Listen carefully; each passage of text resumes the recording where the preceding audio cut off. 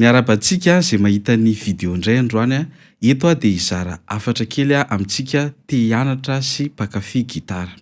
Voalohany a, isika rehefa mianatra dia mila manana tanjona mazava tsara. Raha ohatra ianao zao mianatra gitara ka juste hoe ataonao fotsiny izy a ilana voly fotsiny dia mety tsy de tena ahay loatra ianao.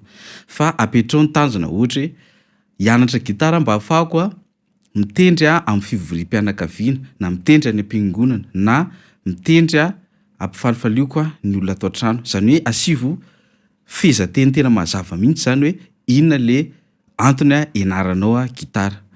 Inona no mahatonga an'izay? Mba ahafahanao mazoto tsara foana sy mba ahafahanao ihany koa mihazakazaka ao anatin'ny fanenjehana ny tanjonao. Faharoa manarakarak'izay dia fidio tsara ny olona arahanao. Be da be ny lesona azo raisina amin'ny YouTube. Tsisy maharatsy an'izany. Misy amin'ny Instagram, TikTok, Facebook, be da be fa tandremo tsara ny lesona sy ny olona arahanao. Tsy ny olona rehetrarehetra hita hoe mampianatra dia afaka arahana daholo. Fa mila sivantsika tsara izy. Ny antony dia izao. Misy karazana mpampianatra sady mbola mianatra mampianatra izy. Misy karazana mpampianatra dia noho hoe vola no antony ampianarana anao. Dia tsy mitovy ny objectifan'ireo olona ireo. Misy tena hoe ny ahitanao ahay fa amahasan'ilay izy dia sy ny sarany ilay izy fa misy zavatra hafa mihitsy. Dia izay ny antony hitandremana.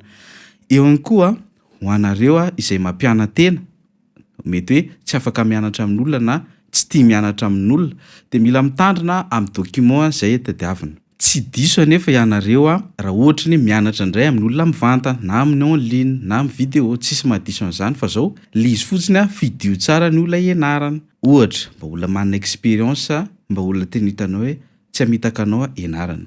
Fahatelo manarakarak'izay rehefa mahay ianao na misy zavatra hainao dia aza adino ny mizara rehefa misy opportunité ahafahana mizara izany. Ohatra anazy zao nahatonga nanamorona page dia ny fitiavako mizara. Dia nanomboka zany zara iny dia misy olona manontany dia nanomboka teo nangetaheta tia halala satria ny zavatra tsy hainao azavaina amin'ny olona tsy mahay dia mitovy amin'ny tsy hainao ihany.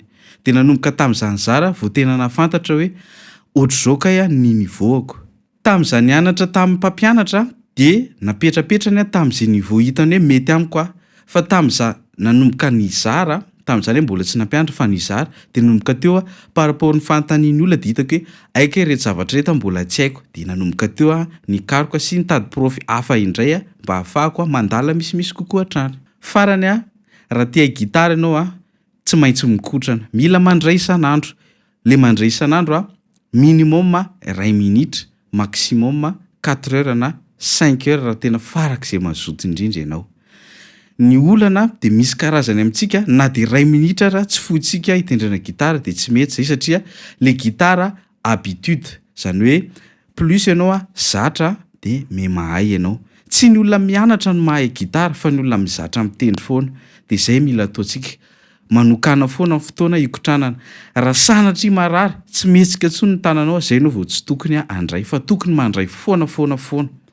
Aka exemple za zao nisy fotoana narary une semaine tsy nandray gitara fa lasa voza ohatra indray débutant ireny tanako. Tanareo ohatran'ny mpanao baolina vao tsy manao baolina izy herintaona roa taona ohatra ny 34 ans izy na 36 ans dia efa maka retraite. Amin'izy 40 ans dia efa hitanao hoe very le fahaizany. Dia ohatr'izay ihany koa tsika mila mandray foana. Izay ny vidéo antsika. Raha manana fanontaniana dia apetrao amin'ny commentaire dia aza adino ny mizara raha ohatra tianao hitohy ny fomba fizarana tahaka izao. Misaotra tompoko.